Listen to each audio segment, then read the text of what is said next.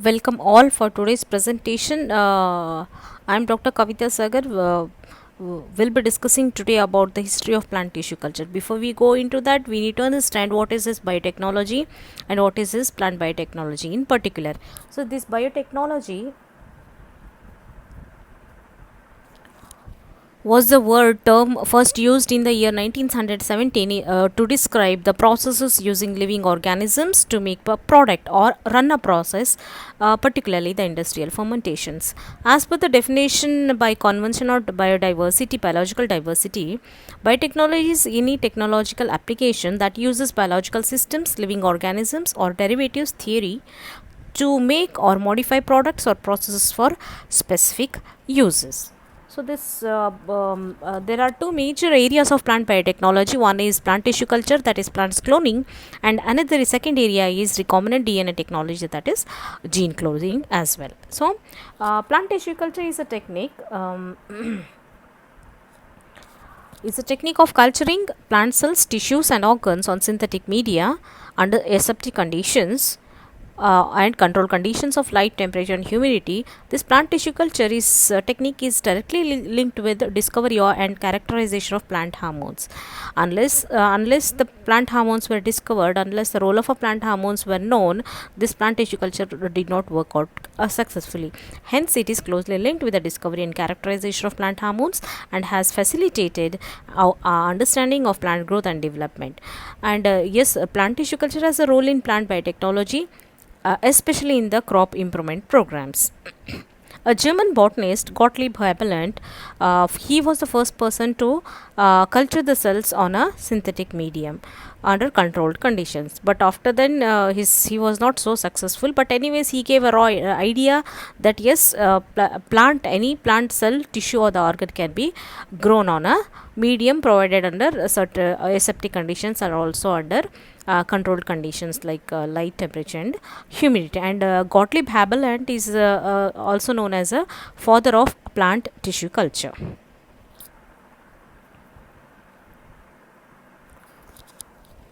So story of the plant tissue culture starts in the 19th century. That it started with the cell culture. So idea of experimenting with the tissues and organs of plants in isolation under controlled laboratory conditions arose in the 19th century. And of course, Gottlieb, he cultured isolated fully differentiated leaf cells in the year 1898 in NOP solution along with the combination of sucrose, but cells died due to lack of hormones.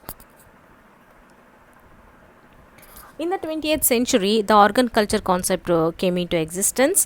Development of concept of sterilization, aseptic inoculation of tissue culture plants, and also discovery of a need of vitamins and oxygens for the tissue growth were realized. In 1922, Robbins and Cotte they isolated the root tips, and White in the year 1934 he maintained growth and cell division in tomato roots culture in White's medium along with the combination of sucrose, mineral salts, and yeast extracts, so which supplied the vitamins. So it was Ball in 1946 again obtained whole plants from cultured shoot meristem, and Ball is considered as the father of micro propagation. And tissue and callus culture were also developed in the synthetic medium. So what is this callus? So callus culture, callus is nothing but a mass of undifferentiated cells or a mass of unorganized protoplasmic cells, which known as a callus culture. So this in White in 1939 he cultured the tissue of plant tumors that were produced by a hybrid between Nicotiana glauca and Nicotiana langsdorffii. So Gotthard and Nobicote in 1939 they reported that unlimited growth of cultures can be derived from carrot root taproot tissue by using IAA, indole 3 acetic acid. In 1944, again Skoog, they initiated the work on organogenesis in tobacco callus by using IAA. So, in the year 1941, Van Overbeek and his co-workers, they cultured isolated embryo of Datura on medium containing the coconut milk, and combination with the coconut milk, adding 2,4-D, that is 2,4-dichlorophenoxyacetic acid, it it made a remarkable effect on stimulating growth of cultured carrot and potato tissues. And then later on, by the discovery of carnitine and cytokinin from the plants by Skook's group, so those the role and the function of carnitine and cytokinin were realized, and they were added in the medium, and they found that carnitine and cytokinin stimulated cell division in culture cell cultures. So this was identified by Skoog and his team. Muir in 1954 transferred callus of Tagetes erecta nicotiana tabacum on liquid medium. Till 1950, the medium was with agar, that is solid medium. So after that, without adding agar, the callus of the Tagetes and nicotiana tabacum was tried to culture in liquid medium, agitated the culture on the shaking machine in order to break the tissue into single cells and small cell aggregates. So Jones again in 1960 and his group, they designed a micro chamber for growing single cells in hanging drops in conditioned medium. In 1953, Tuleke they tried to culture the pollen grains of ginkgo biloba with the medium containing vitamins and amino acids, and also they obtained the cell clumps, that is callus. In the year 1965, Vasil and Hilbrand, they were successful in raising the whole plant starting from single cells of a tobacco. Again followed by Yamada et al. In 1963, they were successful in culturing the Tradescantia reflexa anther produced haploid tissues. They reported that the anther of Tradescantia reflexa, when it was grown, it produced a haploid tissues. Yeah, in India, 1964, Guha and Maheshwari reported that immature pollen grains can be grown in the culture media, and they have produced embryos. Immature pollen grains can be cultured, which resulted in the production of the embryos. This was the report by Guha and Maheshwari in the year 1964. Clarker in 1892 isolated protoplast, and Koester in 1909 tried to fuse the protoplast respectively. They were successful in fusing the protoplast.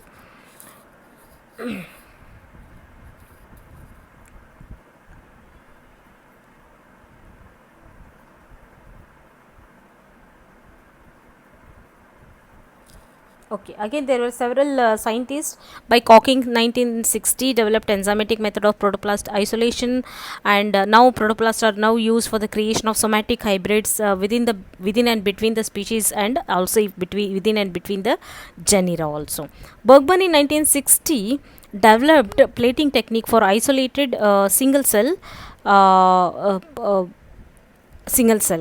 so power in 1970 was successful in protoplast fusion, and again in 1970, in the same year, Maheshwari and Guha were successful in culturing the anther, and Carlson in 1972, he produced first hybrid between Nicotiana glauca and Nicotiana Langsdorffii.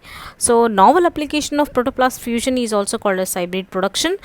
What is this hybrid production? It is nothing but the cytoplasm of two species or genera is fused within nuclear genome of only one cell. That is also called as nuclear cytoplasmic combination. This hybrid production was successfully been able to achieve by Carlson in the year 1972.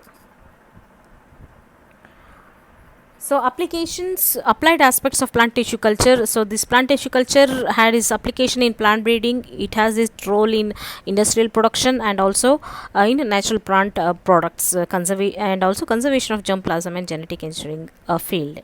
In plant breeding was plant breeding branch, this was establishment of cellular totipotency. So during the plant breeding, we were able to understand or know that totipotency was the concept which was brought into light, and this plant tissue culture was able to be successful in the field of plant breeding only after the discovery of the concept cellular totipotency.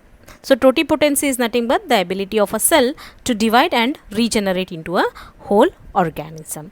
And again, due to this plant tissue culture, rapid vegetative propagations or micropropagation of plants of elite characteristics is possible through axillary shoot induction and rooting them into in vitro to raise a complete plant lights. So Schwann in 1839 expressed the view that each living cell of a multicellular organism would be capable of developing independently if provided with the proper external conditions.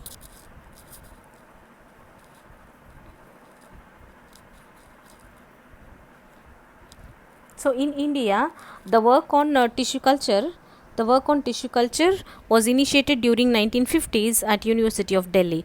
So it was this credit goes to Sri Panchanan Maheshwari.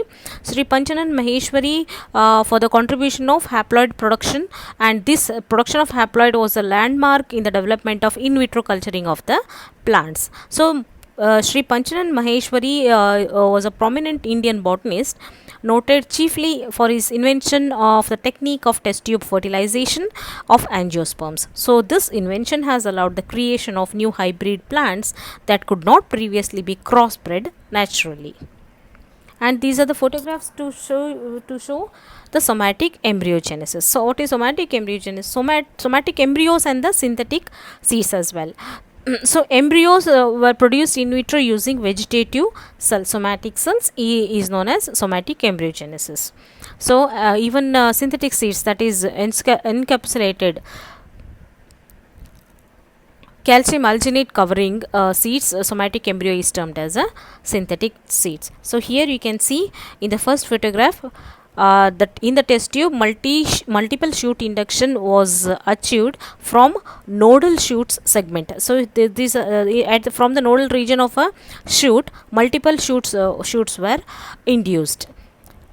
So in the second photograph you can see in vitro rooting of a shoots in order to raise a complete plant. And also in the third photograph you can see the seed was germinated and seedling were developed. So this is all achieved by plant tissue culture technique, and these terms are known as somatic embryogenesis.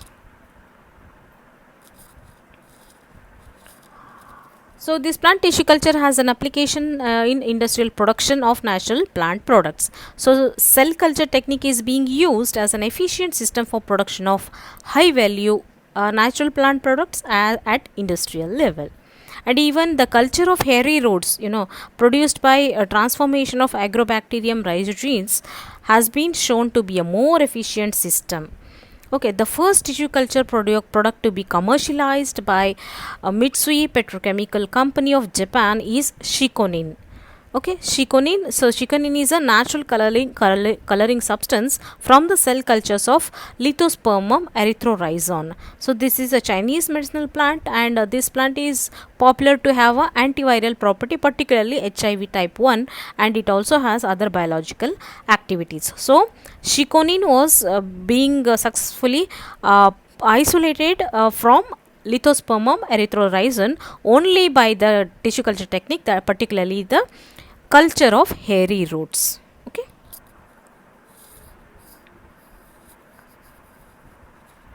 So plant tissue culture has a role in conservation of germplasm as well.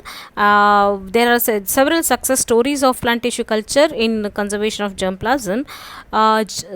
Successful regenerating of whole plants from a somatic or gametic cells and small shoot apices, and also storage of germplasm is possible by using the in vitro plant tissue culture techniques. So this plant tissue culture technique is an efficient method by which small portions of a plant parts in the form of a cell or in the form of a tissue or organ can be stored for longer periods in a limited space, free from contamination and also free from infections. Genetic engineering of plants is being achieved by this plant tissue culture technique, particularly Agrobacterium tumefaciens. This based Agrobacterium tumefaciens based vectors play an important role in the genetic modification of plants. It was born in the year 1947. He suggested that the bacterium, Agrobacterium tumefaciens, introduces a tumor-inducing property in plant genome.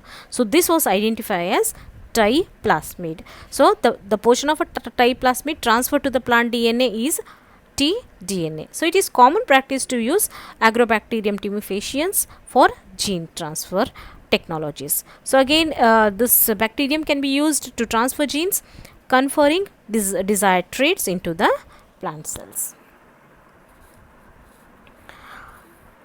So dear friends, this was all about the brief history of plant tissue culture technique. Hope to see you in the next video lesson. Till then, take care and bye bye.